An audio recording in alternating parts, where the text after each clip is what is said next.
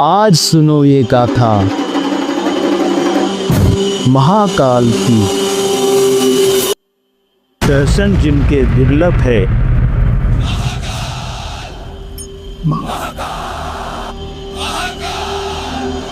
नमन करे जिन्हें काल।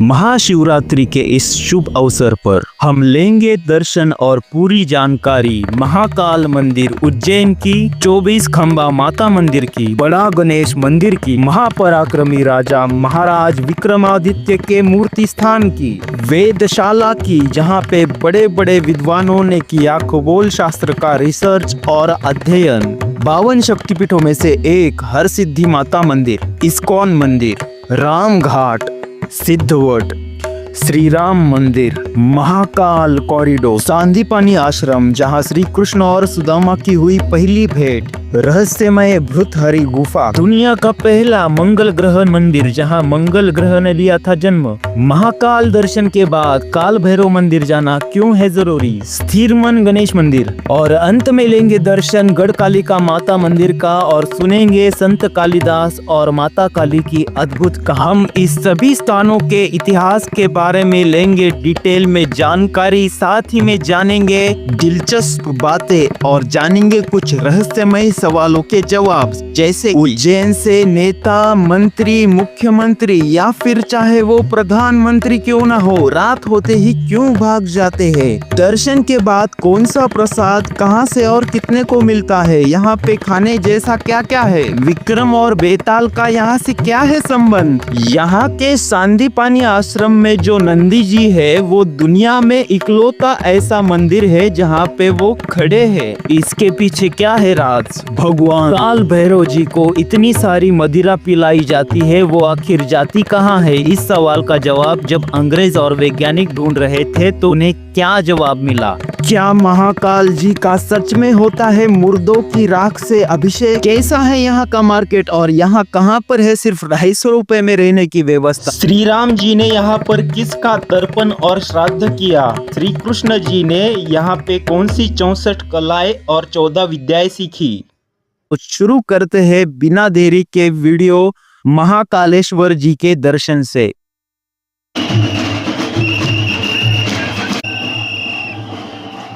इंदौर घूमना हो जाने के बाद रेलवे से आया मैं उज्जैन रेलवे स्टेशन रात को, और बाद में मैं गया रूम पे जो मिली मुझे सिर्फ 250 रुपए में, और सुबह होते ही नहा धो के मैं पहुंचा महाकालेश्वर दर्शन के लिए। अभी मैंने ली है दोस्तों बिलसेरी की 10 रुपए की पानी बोतल, और अब मैं तैयार होके पूरी तरह से आ गया हूँ दर्शन के लिए। अभी तकरीबन 1 बजते आया है और आप उस तरफ देख सकते हैं भाविकों की लाइन वहां से जा रही है दर्शन के लिए महाकाल जी के, और आप मेरे पीछे देख सकते हैं महाकाल उज्जैन का मुख्य ज्योतिर्लिंग मंदिर।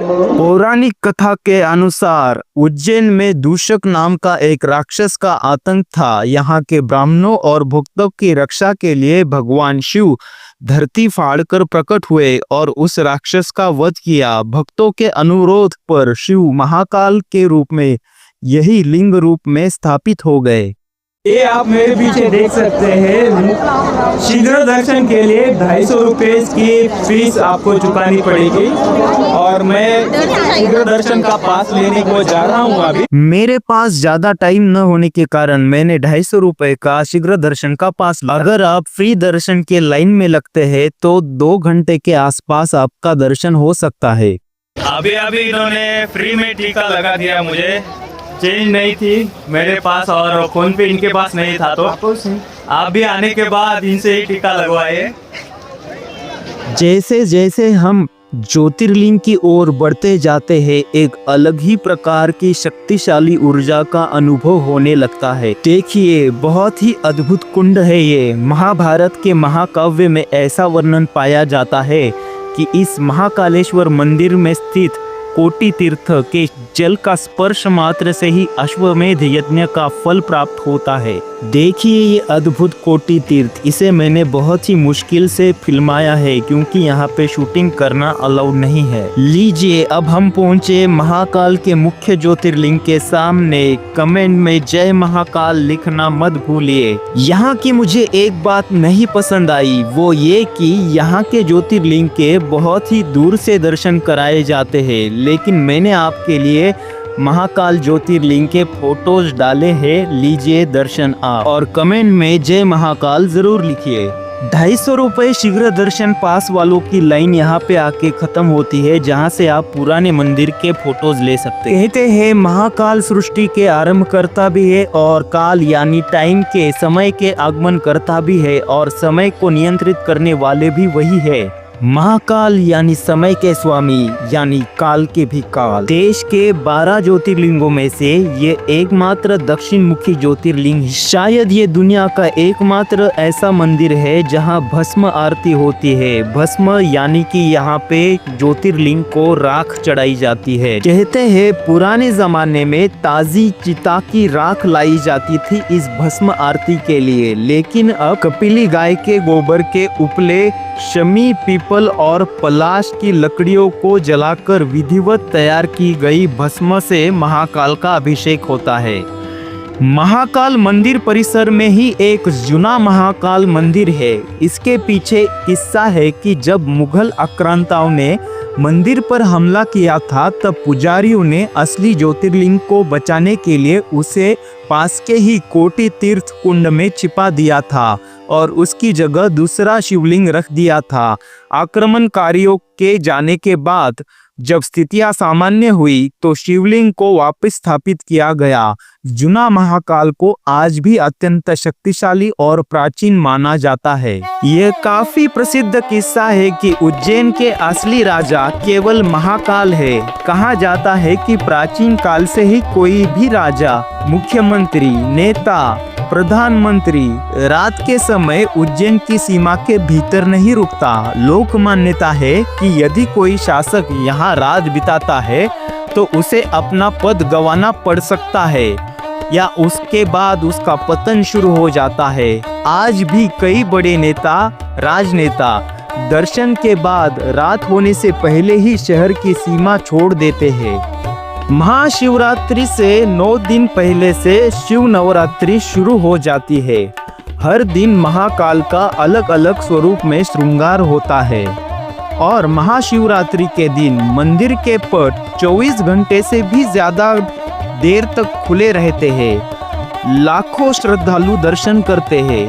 पंचामृत से भव्य अभिषेक होता है। महाशिवरात्रि के रात को महानिशा काल की पूजा होती है। तब 50 किलो फूलों के सेहरे से बाबा महाकाल को दूल्हे के रूप में सजाया जाता है। आम दिनों में यहाँ सुबह 4 बजे भस्म आरती होती है, लेकिन महाशिवरात्रि के अगले दिन दोपहर में भस्म आरती होती है, जो कि साल की सबसे बड़ी भस्म आरती होती है।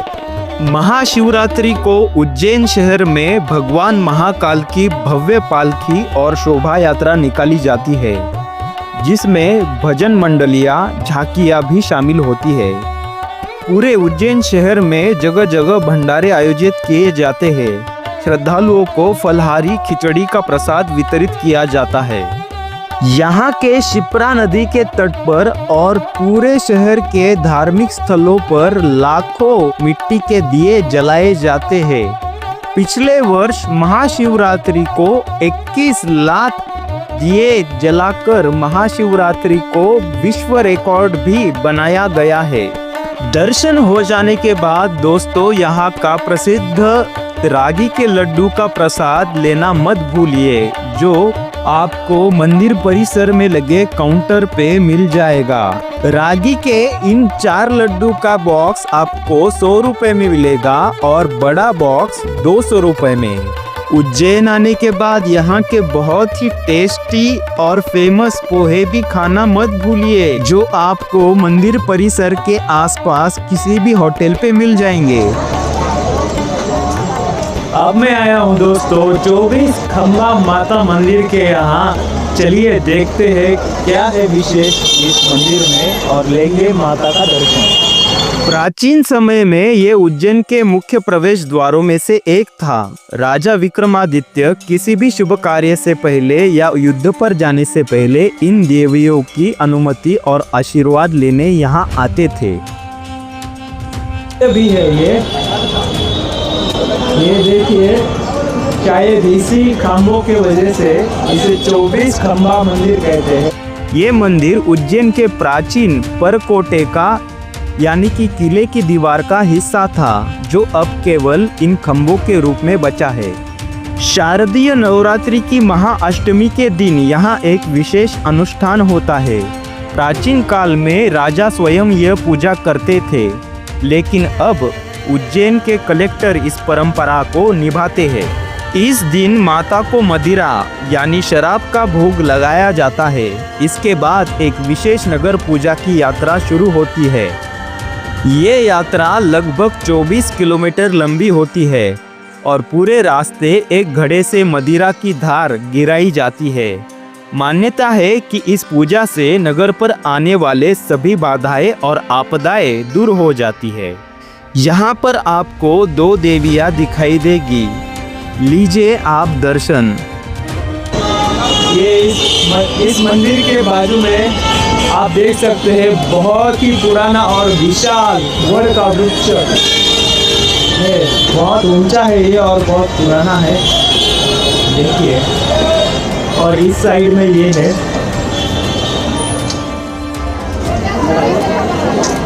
अब मैं आ गया हूँ दोस्तों बड़ा गणेश मंदिर को, और ये जो सभी स्पॉट्स मैं अभी दिखा रहा हूँ आपको, ये सब मुख्य मंदिर के आजू बाजू की ही है। तो ये देखते हैं बड़ा गणेश मंदिर। इस मंदिर की सबसे बड़ी विशेषता है भगवान गणेश की अत्यंत विशाल और भव्य प्रतिमा। यह प्रतिमा लगभग 25 फीट ऊंची है, जिसके कारण इसे बड़ा गणपति कहा जाता है। इस मूर्ति का निर्माण केवल ईंट, चूने और पत्थर से नहीं, बल्कि गुड़, मेथी के दाने और 7 पवित्र नदियों के जल के साथ साथ मिट्टी से किया गया है। मान्यता है कि इसमें सभी तीर्थों के जल का मिश्रण है।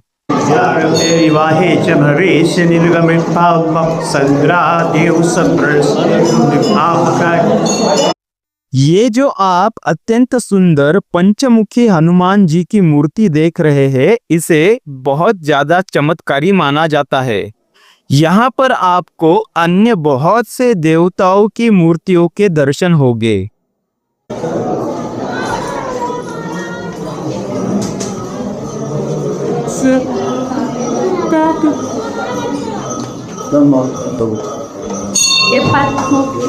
चिंतामणि दो मैंने तुम चला दे वैसे चला। अच्छा यहाँ के रुद्र सागर तालाब के ऊपर आप देख सकते हैं बहुत ही बढ़िया ब्रिज है। इस ब्रिज के ऊपर जाकर हम देखेंगे इसका व्यू कैसा नजारा है। ईसा पूर्व 1 शताब्दी में यानी कि लगभग 2100 साल पहले मध्य एशिया की खानाबदोश जनजाति शकों ने भारत का बहुत बड़ा भूभाग आक्रमण करके अर्जित कर लिया। उसमें से एक उज्जैन भी था। तब उदय हुआ महाराज विक्रमादित्य का। ये है यहाँ के रुद्र सागर तालाब का बहुत ही बेहतरीन दृश्य।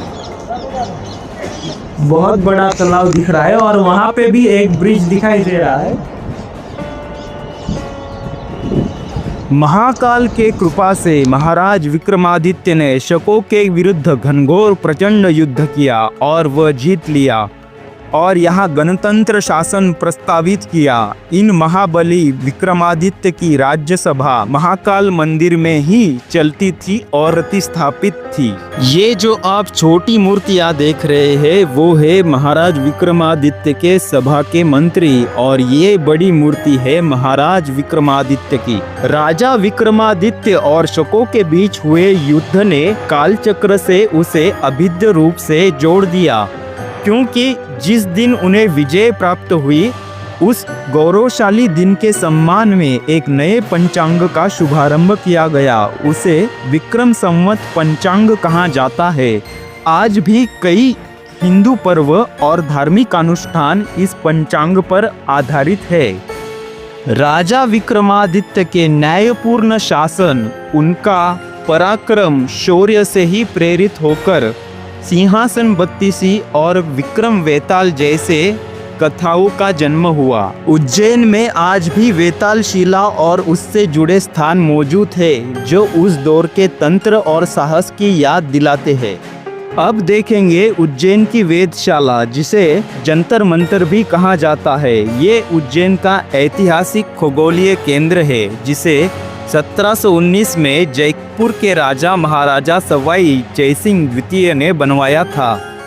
यहाँ सम्राट यंत्र, नाड़ी वलय यंत्र और दिग्गंश यंत्र जैसे प्राचीन यंत्र आज भी मौजूद है, जिनसे सूर्य की स्थिति, ग्रहों की चाल और समय की सटीक गणना की जाती है। उज्जैन से कर्क रेखा गुजरने के कारण प्राचीन काल में इसे खगोल विज्ञान की दृष्टि से पृथ्वी का केंद्र माना जाता था। एक समय उज्जैन विश्व समय का प्रमुख संदर्भ बिंदु था। इसी कारण से उज्जैन के वेधशाला में वराहमेह, आदित्यदास, ब्रह्मगुप्त, आर्यभट्ट और भास्कराचार्य जैसे महान विद्वान अध्ययन में तल्लीन रहा करते थे। अब आए हैं हम दोस्तों हरसिद्धि माता मंदिर के सामने। चलिए देखते हैं हरसिद्धि माता मंदिर। धार्मिक मान्यताओं के अनुसार जब भगवान विष्णु ने सती के पार्थिव शरीर को अपने चक्र से काटा था, तब माता सती की कोहनी यहाँ गिरी थी। इसी कारण से इसे 52 शक्तिपीठों में से एक गिना जाता है। यहाँ माता हरसिद्धि के रूप में विराजमान है। माना जाता है कि राजा विक्रमादित्य की सफलता और उनके न्यायपूर्ण शासन के पीछे माता हरसिद्धि का ही आशीर्वाद था। मंदिर का वर्तमान स्वरूप मराठा काल की वास्तुकला का याद दिलाता है। इस मंदिर की सबसे बड़ी विशेषता इसके प्रांगण में स्थित 2 विशाल दीप स्तंभ है। ये स्तंभ लगभग 15 फीट ऊंचे हैं और इनमें 1000 से भी अधिक दिए लगाने की जगह है। नवरात्रि और विशेष उत्सवों पर जब इन दीपकों को जलाया जाता है तो पूरा मंदिर स्वर्णमयी आभा से चमक उठता है। इन दीपों को जलाने की परंपरा सदियों पुरानी है।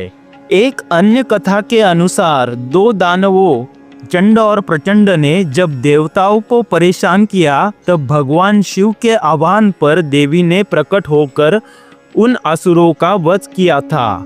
भगवान शिव ने प्रसन्न होकर देवी को हरसिद्धि यानी कि हर कष्ट को सिद्ध करने वाली या हरण करने वाली ऐसा नाम दिया।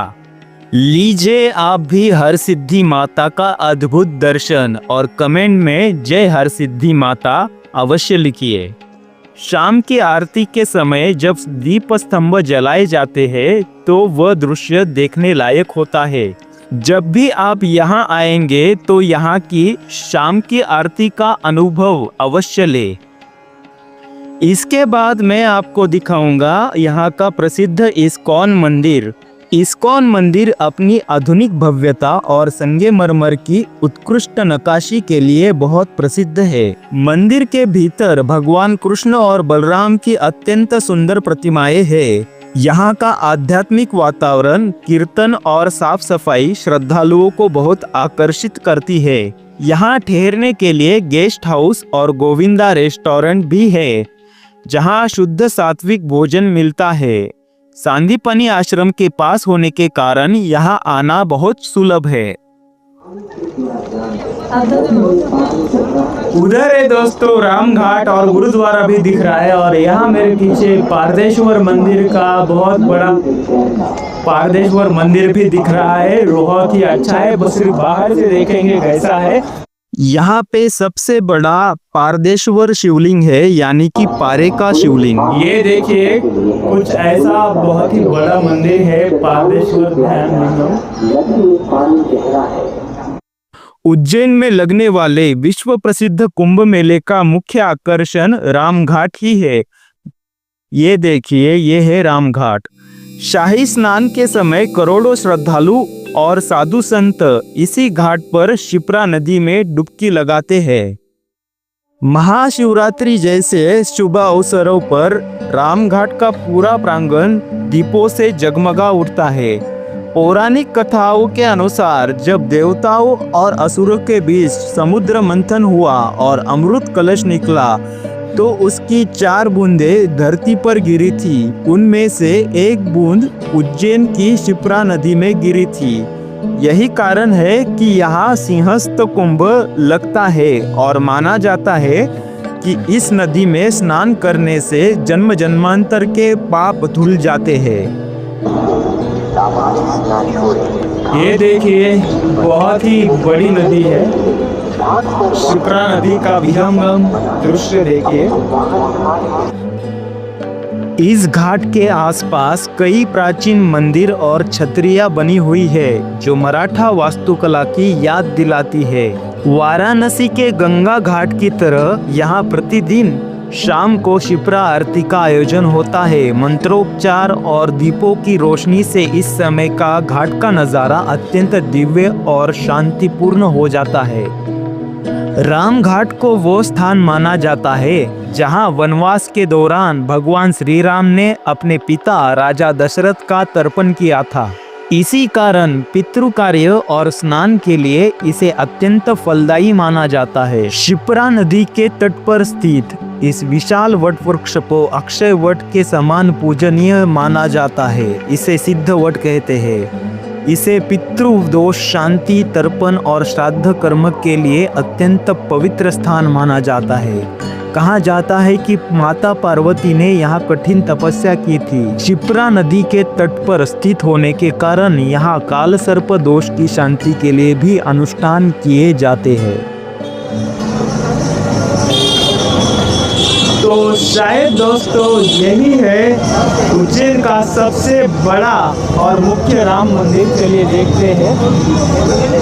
शिप्रा नदी पे स्थित इस राम मंदिर की वास्तु बहुत ही भव्य दिव्य और आकर्षक है।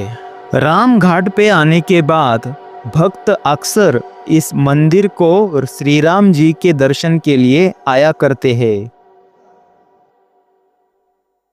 इस मंदिर में श्री राम जी के दर्शन के बाद आपको माँ दुर्गा और भगवान शिव जी के भी दर्शन मिलेंगे।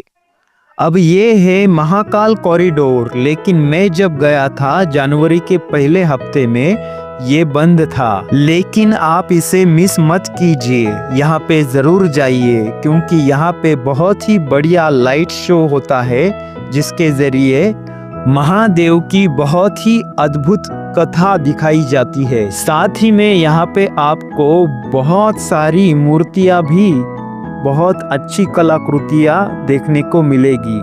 महाकाल जी के मुख्य मंदिर के सामने ही आपको बहुत बड़े मार्केट दिखाई देगी जहाँ पे आपको दुकान ही दुकान खाने पीने के दिखाई देंगे।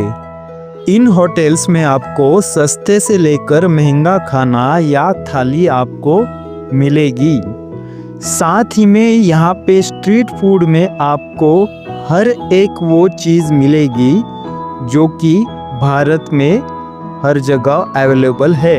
यहाँ के फेमस पोहा जलेबी खाना मत भूलिए। साथ ही में यहाँ पे दाल बाफला भी बहुत फेमस है। दाल बाफला यानी कि दाल बाटी। आप यहाँ पर भुट्टे का कीस और मापुआ जैसी नई डिशेस भी चख सकते हैं। मुझे बहुत भूख लग गई थी, इसलिए टाइम पास फूड खाने की जगह मैंने 120 रुपए की थाली खाई। बाद में मैं आया नैन गेस्ट हाउस पे जहाँ पे मैंने डॉर्मेट्री बुक की थी, यानी कि हॉल के अंदर बहुत सारे बेड्स होते हैं और वहाँ पे आप शेयरिंग में रह सकते हैं। अगर आप भी मेरे तरह अकेले ट्रैवल्स कर रहे हो तो इंडिया में बहुत सी जगहों पे ऐसा रूल है कि अकेले व्यक्ति को कहीं पर भी कौन सी भी सेपरेट रूम में ठहरना मना है, इसलिए सोलो ट्रैवल्स के लिए यानी कि जो अकेले ट्रैवल कर रहे हैं उनके लिए ये जगह 250 रुपए में काफी अच्छी है। यहाँ पे आपको फैमिली के लिए भी रिजनेबल प्राइस में अच्छी रूम मिलेगी। ये देखिए ऑटो वाले आपको ये शहर के प्रमुख स्पॉट है ऐसा दिखाते हैं, लेकिन आपको मेरे वीडियो में इससे भी ज्यादा स्पॉट्स देखने को मिलेंगे। तो दोस्तों शहर के अंदर के तो सब स्पॉट हमने देख लिए और शहर के बाहर के स्पॉट देखने के लिए आपको सीटर करनी होगी या फिर सेपरेट ऑटो। प्रति व्यक्ति 200 रुपए के हिसाब से वो आपको शहर के बाहर के स्पॉट घुमा के लाएंगे। ये अब हम आए हैं महर्षि संदीपानी आश्रम में। यहाँ पे भगवान श्री कृष्ण और सुदामा ने यहाँ पे पढ़ाई की थी। इसी गुरुकुल में इसी आश्रम में उन्होंने अपनी पढ़ाई की थी, दोनों साथ में रहे थे। यहाँ भगवान श्री कृष्ण और उनके भाई बलराम की सुदामा से पहली बार भेंट हुई थी। वो सब यहाँ पे साथ में रहे थे और उन्होंने यहाँ पे शिक्षा ग्रहण की थी। भगवान श्री कृष्ण ने महाकाल के महाकाल सहस्त्र नामावली इन नामों को स्वयं रचकर पिरोया था। सांदीपानी आश्रम को अंकपात नाम से भी जाना जाता है, क्योंकि भगवान कृष्ण अपने लिखने वाली पट्टी को, प्लेट को, यानी कि पहले जो स्कूल में पाटी हुआ करती थी जिस पर लेखनी से लिखा जाता था, उसको वो यहाँ पे धोया करते थे या उसके ऊपर के जो लिखे वाले अंक है उसे मिटाया करते थे, इसलिए इसका नाम अंकपात भी पड़ा।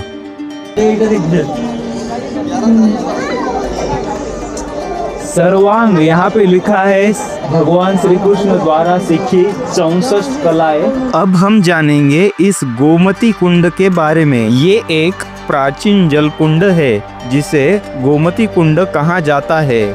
पौराणिक कथा है कि गुरु दक्षिणा के रूप में कृष्ण ने अपनी योग शक्ति से यहाँ गोमती नदी का जल प्रकट किया था ताकि उनके गुरु को दूर न जाना पड़े। अब हम आ गए हैं इस आश्रम के उस स्थान पर जहाँ पे भगवान श्री कृष्ण के 64 कलाओं का विवरण दिया गया है। साथ ही में यहाँ पे बहुत अच्छी चित्रकारी भी की गई है उन कलाओं को दर्शाने के लिए। आप इसे पॉज करके और जूम करके बारीकी से देख सकते हैं। 64 विद्याओं के साथ उन्होंने 14 कलाएं भी यहाँ सीखी थी। ये वही आश्रम है जहाँ कृष्ण और सुदामा की अटूट मित्रता की नींव पड़ी। एक बार जब गुरु माता ने दोनों को जंगल से लकड़ियाँ लाने भेजा तो साथ में खाने के लिए चने दिए थे। बारिश होने लगी और सुदामा ने कृष्ण के हिस्से के चने भी खुद खा लिए। मान्यता है कि उन चनों में गुरु माता ने कृष्ण के लिए प्रेम भरा था, जिसे खा लेने के कारण सुदामा को बाद में दरिद्रता का सामना करना पड़ा। लेकिन बाद में श्री कृष्ण ने उसी मित्रता के नाते सुदामा के 2 मुट्ठी चावल के बदले उन्हें 2 लोगों की संपत्ति दे दी थी। देखिए बहुत ही अच्छी कलाकारी यहाँ पे चित्रकारी की गई है। चित्रों के जरिए स्टोरीज यहाँ पे तब की दिखाई गई है। यहाँ का और एक किस्सा बहुत प्रचलित है। जब शिक्षा पूरी हुई तो कृष्ण ने महर्षि सांदीपनि से गुरु दक्षिणा मांगने को कहा। गुरु सांदीपनि ने अपने उस पुत्र को जीवित वापस मांगा जो प्रभास क्षेत्र के समुद्र में डूब गया था।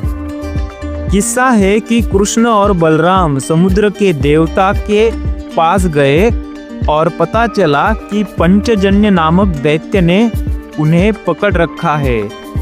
कृष्ण ने उस दैत्य का वध किया जिसकी हड्डी से उन्हें पंचजन्य शंख मिला और बाद में यमराज के पास जाकर अपने गुरुपुत्र को जीवित वापस लाकर गुरु को सौंप दिया। अगर आपको अगला स्थान देखने की जल्दी है तो आप इस वीडियो को 5-6 मिनट से आगे बढ़ा सकते हैं। यहाँ भगवान श्री कृष्ण ने 64 कलाएं और 14 विद्याएं सिर्फ 64 दिनों में सीखी थी। आइए एक एक से जानते हैं वो 64 विद्याएं कौन सी थी और 14 कलाएं कौन सी थी। तो जानते हैं भगवान श्री कृष्ण ने सीखी हुई 64 कलाओं के बारे में। नंबर 1 गीत यानी कि गायन की कला। नंबर 2 वाद्य यानी कि संगीत वाद्य यंत्र बजाने की कला। नंबर 3 नृत्य। नंबर 4 नाट्य कला। नंबर 5 आलेख यानी कि चित्रकला की कला। नंबर 6 विशेष कच्छेद्य यानी कि चेहरे को रंगने की कला और शरीर पर रंगीन मलहम और सौंदर्य प्रसाधन लगाना। नंबर 7 तंदूल कुसुमावली विकार यानी कि चावल से प्रसाद तैयार करने की कला। नंबर 8 पुष्पास्तारण यानी कि आवरण बनाने की कलाकारी के लिए फूल। नंबर 9 दशानवा सनंग राग यानी कि दांतों कपड़ों को साफ करने और शरीर को रंगने के लिए तैयार की जाने वाली सामग्रियों को लगाने की कला। नंबर 10 मणि भूमिका कर्म यानी कि गहने बनाने की कला के लिए नींव। नंबर 11 शयन रचना कला बिस्तर को ढकना। नंबर 12 उदक वाद्य कला पानी में संगीत बजाना। नंबर 13 उदक घाटा पानी के छींटे मारने की कला। नंबर 14 चित्रयोग रंगों के मिश्रण को व्यावहारिक रूप से लागू करने की कला। नंबर 15 माल्य ग्रंथ विकल्प डिजाइन करने की कला पुष्पमालाओं की तैयारी। नंबर 16 केशशेखर पी द्योजक कला व्यावहारिक रूप से मुकुट स्थापन करने के बारे में प्रधान। नंबर 17 नेपथ्य योग स्थान कक्ष में व्यावहारिक रूप से कपड़े पहनने की कला। नंबर 18 कर्णपत्र भंग कान के बाहरी आवरण को सजाने की कला। नंबर 19 गंध युक्ति सुगंध युक्ति सुगंधित पदार्थों का व्यावहारिक अनुप्रयोग। नंबर 20 भूषण योजन लगाने की कला आभूषण लगाना। नंबर 21 इंद्रजाल बाजीगरी की कला। नंबर 22 कौचुमार योग एक प्रकार की कला। नंबर 23 हस्तल घाव हाथ की सफाई की कला।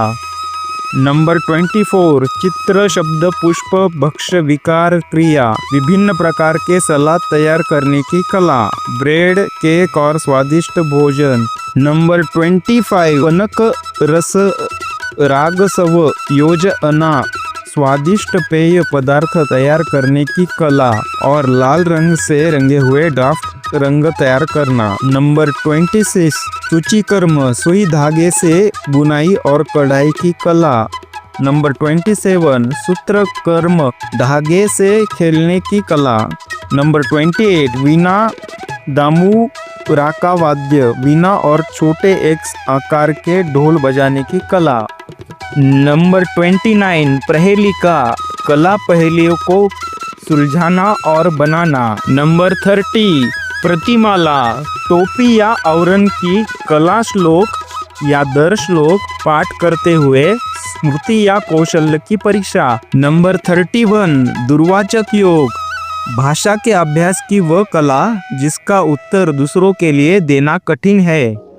नंबर 32 पुस्तक वाचन पुस्तकों के पाठ की कला। नंबर 33 नाटकाख्यायिका दर्शन लघु नाटकों और उपाख्यानों को प्रस्तुत करने की कला। नंबर 34 काव्यासमस्य पूर्त गूढ़ श्लोकों को सुलझाने की कला। नंबर 35 पट्टिका वेत्र बन विकल्प ए कला ढाल बेत और तीरों की डिजाइन और तैयारी से संबंधित। नंबर 36 तुर्क कर्म, चरखे से सूत काटने की कला। नंबर 37 तक्षान, बढ़ईगिरी की कला। नंबर 38 वास्तुविद्या। नंबर 39 रौप्य रत्न परीक्षा, चांदी और रत्नों की जांच करने की कला। नंबर 40 धातुवाद, धातु विज्ञान की कला। नंबर 41 मणिराग ज्ञान, कला रंग बिखरते हुए रत्नों की कला। नंबर 42 आकार्ड न्याय, कला खनिज विज्ञान। नंबर 43 वृक्षायुर्वेद, कला जड़ी बूटियों द्वारा चिकित्सा या उपचार करना। नंबर 44 मेष कुक्कुट लव अक्युद्ध विधि, भेड़ों मुर्गों और पक्षियों की लड़ाई की कला को समझना। नंबर 45 शुका सारिका प्रपालना, नर और मादा तोतों के बीच संवाद बनाए रखने या जानने की कला। नंबर 46 उत्सदान, किसी वस्तु को ठीक करने या साफ करने की कला, इत्र लगाने वाला व्यक्ति। नंबर 47 केश मार्जन कौशल्य, बालों में कंघी करने की कला। नंबर 48 अक्षर मुष्टि का कथा, अक्षरों और उंगलियों से बात करने की कला। नंबर 49 बर्बर या विदेशी कुतर्क। नंबर 50 देश भाषा ज्ञान, प्रांतीय बोलियों को जानने की कला।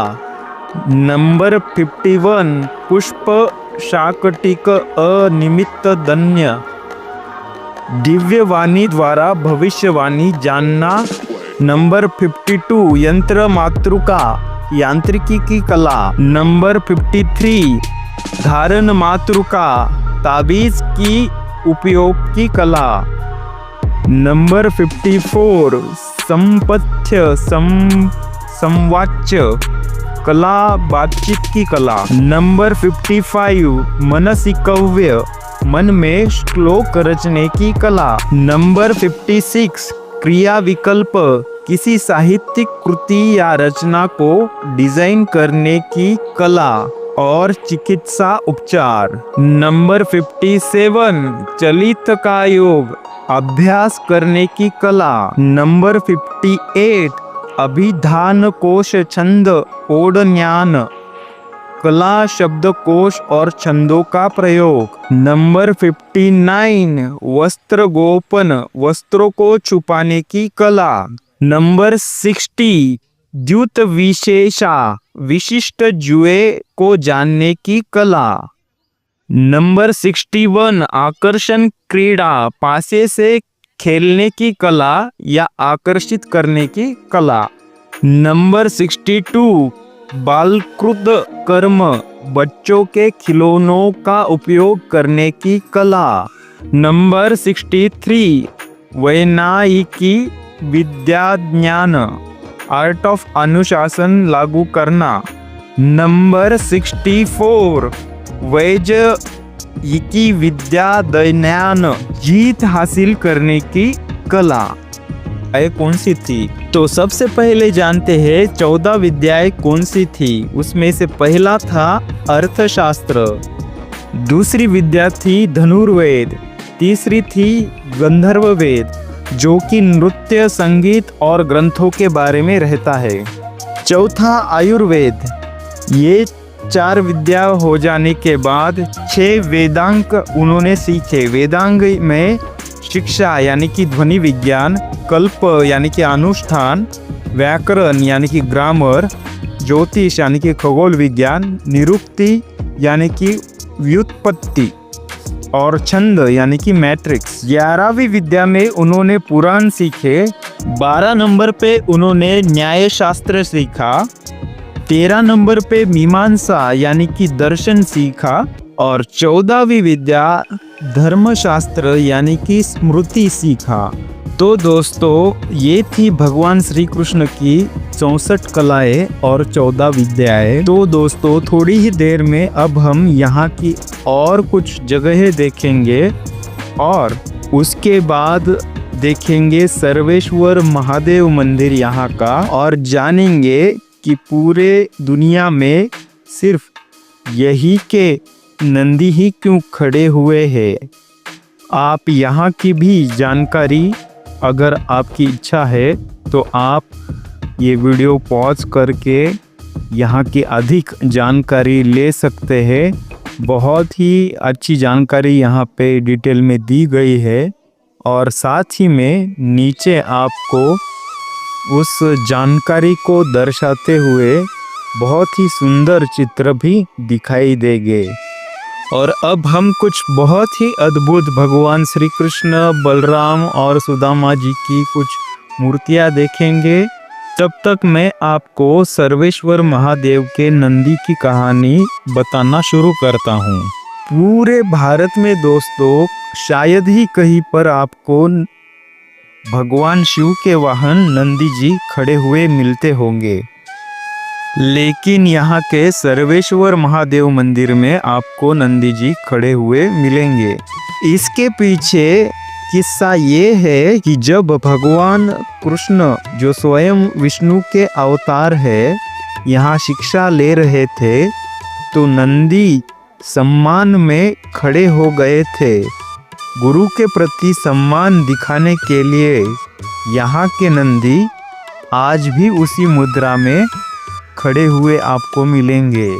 ये देखिए, यही है वो सर्वेश्वर महादेव जी का मंदिर। कहते हैं भगवान श्री कृष्ण, बलराम और सुदामा अपने गुरु संदीपानी जी के साथ खुद यहाँ पे भगवान शिव जी की आराधना किया करते थे। ये देखिए, खड़ी हुई मुद्रा में आपको यहाँ पे नंदी जी दिखाई दे रहे हैं। ये मुख्य मंदिर है जहाँ पे भगवान श्री कृष्ण, सुदामा और बलराम जी ने यहाँ पे विद्या ग्रहण की, मगर यहाँ पे शूटिंग करना अलाउड नहीं है। अब देखेंगे हम भर्तृहरि गुफा। यहाँ पे शूटिंग करना अलाउड नहीं है, इसलिए हम फोटोज के जरिए इसकी जानकारी लेंगे। यह गुफा महान राजा और योगी भर्तृहरि की तपस्या स्थली है, जो सम्राट विक्रमादित्य के बड़े भाई थे। वैराग्य होने के बाद राजा भर्तृहरि ने राजपाट त्याग कर यही वर्षों तक तपस्या की थी। यह गुफा काफ़ी संकरी है और इसके अंदर का वातावरण आज भी अत्यंत शांत और रहस्यमय महसूस होता है। एक विशाल पत्थर पर भर्तृहरि के हाथ के निशान देखे जा सकते। भर्तृहरि के तपस्या के दौरान उनके निशान यहाँ पे गिरे थे। यहाँ गोरखनाथ जी ने भी तपस्या की थी, इसलिए नाथ संप्रदाय के अनुयायियों के लिए भी ये जगह महत्वपूर्ण है। वो भी यहाँ आया करते हैं। एक धुनी यहाँ पे हमेशा जलती रहती है, जिसकी राख को पवित्र माना जाता है। ये जो आप मेरे पीछे देख रहे हो, ये है मंगल देव का पूरे दुनिया में इकलौता मंदिर। इस मंगलनाथ मंदिर के पीछे ऐसी आख्यायिका है कि अंधकासुर नामक राक्षस का वध करते समय भगवान शिव के पसीने की एक बूंद धरती पर गिरी। उस बूंद के धरती से स्पर्श होते ही पृथ्वी फट गई और वहां से लाल अंगारे के समान तेजस्वी मंगल प्रकट हुए। इसी कारण मंगल देव को, यानी कि मंगल ग्रह को भूमिपुत्र, पृथ्वी का पुत्र भी कहा जाता है। जहाँ वे प्रकट हुए वही आज यह मंगलनाथ मंदिर स्थित है। लीजिए आप दर्शन मंगलनाथ भगवान का और कमेंट में जय मंगलनाथ लिखना मत भूलिए। मंगलनाथ मंदिर को पृथ्वी का नाभि केंद्र भी माना जाता है। प्राचीन काल में यहाँ से ग्रहों की चाल और समय की गणना की जाती थी। यही कारण है कि उज्जैन को काल गणना की नगरी भी कहते हैं। माना जाता है कि मंगल ग्रह का अपनी कक्षा में पृथ्वी से सीधा संबंध इसी केंद्र के माध्यम से है।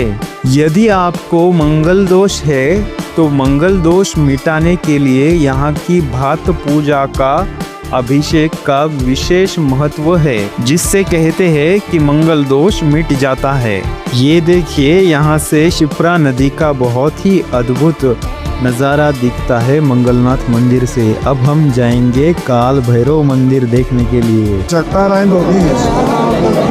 ये है फिलहाल हम काल भैरव मंदिर के एकदम सामने, और देखिए मंदिर के ऊपर पूरा चांद कितना खूबसूरत दिखाई दे रहा है, और मंदिर को बहुत ही बढ़िया लाइटिंग वगैरह भी की गई है। शायद यहाँ पे शीघ्र दर्शन की सुविधा नहीं है, इसलिए देख सकते हैं कितनी लंबी भीड़ भक्तों की यहाँ पे दर्शन के लिए लगी है, आप देख सकते हैं। और यहाँ पे बैरिगेट पे और बहुत सी जगहों पे आपको मन्नत के या प्रार्थना के यहाँ पे धागे बंधे हुए भक्तों के दिखाई देंगे। बहुत सारे धागे हैं, हर तरफ आपको धागे ही धागे दिखाई देंगे। उज्जैन का काल भैरव मंदिर दुनिया के सबसे अनोखे और रहस्यमय मंदिरों में से एक है। ये मंदिर शिप्रा नदी के तट पर स्थित है और भगवान शिव के रौद्र रूप यानी कि काल भैरव को समर्पित है, जिन्हें उज्जैन का कोतवाल यानी रक्षक माना जाता है। इस मंदिर की सबसे प्रसिद्ध और हैरान करने वाली बात यह है कि यहाँ भगवान काल भैरव की मूर्ति साक्षात मदिरा पान करती है, यानी कि शराब पीती है।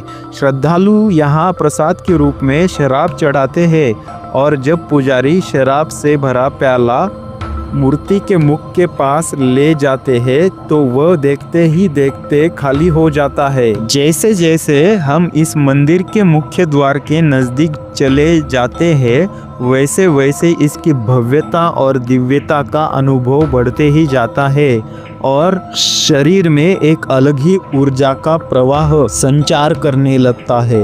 यहाँ पर काल भैरव भगवान के शराब पीने के बारे में एक बहुत ही दिलचस्प किस्सा प्रसिद्ध है। कई दशक पहले एक अंग्रेज अधिकारी ने यह परखने के लिए कि मूर्ति शराब कैसे पीती है, मंदिर की नींव तक खुदाई करवा दी थी। उसे लगा था कि नीचे कोई पाइप या नाली होगी, लेकिन काफ़ी गहराई तक खोदने के बाद भी उसे कुछ नहीं मिला और वह खाली हाथ लौट गया। अंत में वह भी बाबा का भक्त बन गया। कहते हैं आजकल के वैज्ञानिक भी इस बात का पता नहीं लगा पाए कि आखिर शराब जाती कहाँ है। ये आज भी एक अनसुलझा रहस्य है। माना जाता है कि वर्तमान मंदिर का निर्माण मराठा काल के दौरान मराठा सरदार महादजी सिंधिया ने करवाया था। उन्होंने युद्ध में विजय प्राप्त करने के बाद भगवान को अपनी पगड़ी अर्पित की थी। उज्जैन की परंपरा के अनुसार महाकालेश्वर के दर्शन तब तक पूरे नहीं माने जाते जब तक श्रद्धालु काल भैरव जी के दर्शन नहीं करते। लीजिए आप भी काल भैरव जी के दर्शन। मैंने बहुत ही मुश्किल से काल भैरव जी की शूटिंग की है, और कमेंट में जय काल भैरव लिखना मत भूलिए।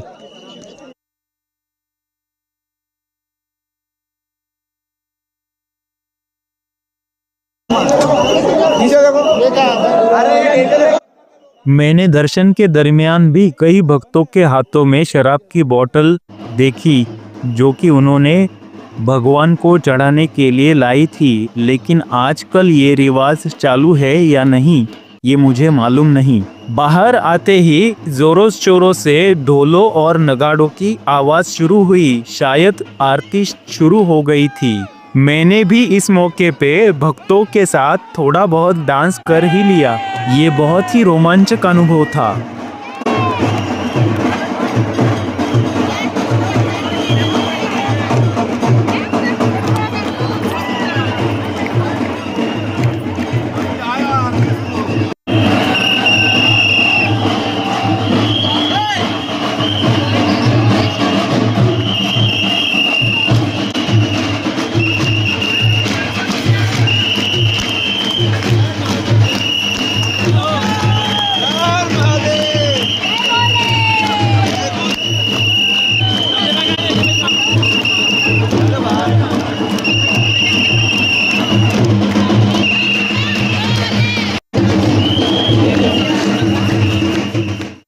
उसके बाद अब लीजिए स्थिर मन गणेश मंदिर के दर्शन। इस गणेश जी के दर्शन लेने के बाद कहते हैं मन स्थिर हो जाता है। स्थिर मन गणेश मंदिर के पास ही गढ़कालिका माता जी का मंदिर है। इस मंदिर के गढ़कालिका माता के साथ सबसे प्रसिद्ध किस्सा महाकवि कालिदास का जुड़ा है। लोक मान्यता के अनुसार कालिदास पहले अत्यंत अनपढ़ और मंदबुद्धि थे। उनकी पत्नी विद्योत्तमा द्वारा अपमानित किए जाने के बाद उन्होंने इसी मंदिर में माता कालिका की घोर तपस्या की। माता के आशीर्वाद से ही उनकी जिह्वा पर ज्ञान का वास हुआ और वे अभिज्ञान शाकुंतलम और मेघदूतम जैसे महान ग्रंथों के रचयिता बने। मंदिर के गर्भगृह में माता कालिका की अत्यंत तेजस्वी प्रतिमा विराजमान है। देवी का मुख सिंदूर से अलंकृत रहता है। लीजिए कालिका माता का दर्शन। कमेंट में जय गढ़ कालिका माता जरूर लिखिए। तो दोस्तों ये था उज्जैन, जहाँ पे बड़े बड़े हस्ती होकर गए और आकर गए। बताइए आप कब उज्जैन आने वाले हैं? यहाँ आप जब कभी भी आएंगे तब इन सब प्लेसेस को भेंट देना मत भूलिए। और भारत के प्रेक्षणीय स्थल और धार्मिक स्थलों की ऐसी ही बहुत अच्छी तरीके से और महत्वपूर्ण जानकारी के लिए इस चैनल को सब्सक्राइब करना मत भूलिए। मेरे पहले वाले वीडियो भी देखिए। प्लीज़ इस वीडियो को लाइक कीजिए, शेयर कीजिए, कमेंट में बताइए ये वीडियो आपको कैसे लगा। आप सभी का ये वीडियो देखने के लिए बहुत बहुत धन्यवाद। Thank you very much for watching. जय महाकाल।